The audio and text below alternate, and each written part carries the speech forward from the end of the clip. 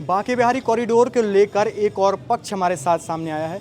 रंग महल जी मंदिर के जो आचार्य जी हैं उनसे हम इस पक्ष कॉरिडोर के बांके बिहारी कॉरिडोर के मंदिर में जो विरोध चल रहा है उस पर तमाम बातें करेंगे, उनकी चर्चा करेंगे। सो जानते हैं जो तमाम बांके बिहारी मंदिर का कॉरिडोर का विरोध चल रहा है उस पर आपका क्या कहना है, स्पष्ट रूप से क्या कहना है? जी देखिए, क्या है ना कि बांके बिहारी कॉरिडोर तो आवश्यकता इस कलयुग के मतलब इस आधुनिक पक्ष के आधुनिक युग में ज़रूरत है उसकी, लेकिन ज़रूरत साथ साथ जो वहाँ पर सेवा कर रहे हैं, जो वहाँ पहले से वहाँ पर रह रहे हैं, जिनकी 4 पीढ़ियाँ 5 पीढ़ियाँ 10 पीढ़ियाँ वहाँ पर सेवा कर रही है, उनके लिए भी सरकार को सोचना चाहिए। और रही बात कि कुंज गलियाँ नष्ट हो जाएंगी, तो कुंज गलियाँ तो बस ब्रज एक छोटा सा ब्रज थोड़ी है, इसमें बरधाना भी आता है, नंदगांव भी आता है, गोकुल भी आता है। ठाकुर जी तो नंदगांव में जाकर के वहाँ पर रहे ना, रात्रि विश्राम वहीं पर तो रहे।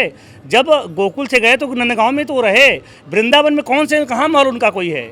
वृंदावन में तो गाय चराने आते थे वो, तो वृंदावन में रास रचाने आते थे, वृंदावन में माखन चोरी करने आते थे, लीला करने में वृंदावन आते थे, उनकी लीला स्थली वृंदावन है। तो इधर के जो स्थानीय लोग हैं तो क्यों इसका विरोध कर रहे हैं? जब आप वो विरोध इसलिए हो रहा है क्योंकि जैसे कुछ लोगों के पास कागज़ नहीं है, लिखित नहीं है, क्योंकि ये राजा के जो है जो बांके बिहारी के आसपास की ज़मीन थी ना, ये भरतपुर के राजा की संपत्ति थी।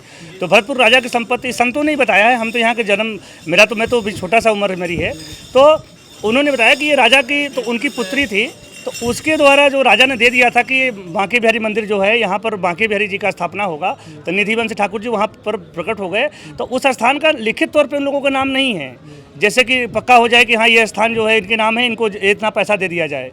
तो इसलिए इस पर सरकार को और इनके मंदिर के पक्ष वालों को, सभी लोगों को बैठ करके समझना चाहिए। इसका प्रशासन को ज़्यादा इसमें इन्वॉल्व होकर के इसके विषय में विचार करना चाहिए कि नाम नहीं है तो उसका साक्ष्य ग्रहण करके कि किसका आधार पर ये किसका है ये संपत्ति, उसको भी कुछ मुआवजा दे करके इसको शांत करना चाहिए और इसको विस्तार रूप देना चाहिए मंदिर को। जब विस्तार रूप देंगे तो जैसे अभी काशी विश्वनाथ कॉरिडोर का विस्तार हुआ तो वहाँ भीड़ बहुत आई, पहले 5 लोग 10 लोग आते थे, या 5 करोड़ लोग आए।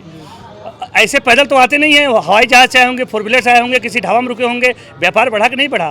वैसे ही बांके बिहारी में बहुत लोग नहीं आ पाते क्योंकि भीड़ के कारण, बहुत बुजुर्ग लोग नहीं जा पाते क्योंकि धक्का धुक्की होती है तो बुजुर्ग नहीं जा पाते, तो ऐसे में उनका आना जाना कम होता है। तो अगर कॉरिडोर बन जाएगा तो उनको हमेशा डेली दर्शन हो जाएंगे और सुविधाएं मिल जाएंगी और हम जैसे लोगों को बड़ा फायदा होगा, उससे लाभ होगा। तो अगर भविष्य के हिसाब देखा जाए तो बहुत लाभ है। और प्रेजेंट को देखोगे तो प्रेजेंट में तो भाई देखो कुछ काम प्रेजेंट के हिसाब से होता नहीं है, अगर फ्यूचर देख के काम करोगे तो हम लोग के लिए बहुत अच्छा होगा। ये कॉरिडोर को हम लोग अच्छा मानते हैं, लेकिन सरकार को इसमें जो है सहयोग करके समझौता करना चाहिए दोनों पक्ष को।